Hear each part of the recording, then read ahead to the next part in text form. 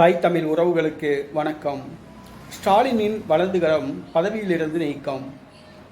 ஸ்டாலினின் வலதுகரம் பதவியிலிருந்து நீக்கம் என்ற தலைப்பில் இந்த காணொளியை நாம் காண்கின்றோம்.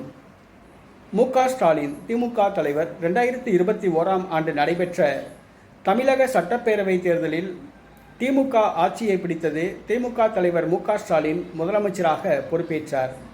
அவருடைய அமைச்சரவையில் திமுக பொதுச் செயலாளராக இருந்த துரைமுருகன் நீர்வளத்துறை அமைச்சராக பொறுப்பேற்றார். அவருக்கு தற்பொழுது 85 வயதாகிறது. வயது மூப்பால் அவதிப்படுகிறார்.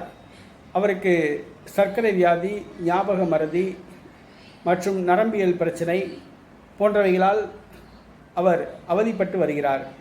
அவரால் வெளியூர் சுற்றுப்பயணங்கள் எதுவும் செய்ய முடியவில்லை. கட்சியையும் அமைச்சர் பதவியையும் சரியாக நிர்வகிக்க முடியவில்லை. அவர் அமைச்சர் பொறுப்பில் இருப்பதை சிரமமாக கருதுகிறார். இளைஞர்களுக்கு வழிவிட பதவியை ராஜினாமா செய்ய வேண்டும் என்று ஒரு சில நாட்களுக்கு முன்பாக அவர்தான் கோரிக்கை வைத்தார். ஸ்டாலின் அமெரிக்கா சென்றிருந்தார். அமெரிக்கா சென்று தாயகம் திரும்பிய பின்பு தமிழக அமைச்சரவையில் முக்கிய மாற்றம் செய்ய அவர் ஏற்பாடு செய்துள்ளார். அதன்படி தமிழக நீர்வளத்துறை அமைச்சர் ஸ்டாலினின் வலதுகரமும் திமுக பொதுச் செயலாளருமான துரைமுருகன் அமைச்சரவையிலிருந்து நீக்கப்படுகிறார். அவர் பொதுச் செயலாளராக மட்டும் உள்ளார்.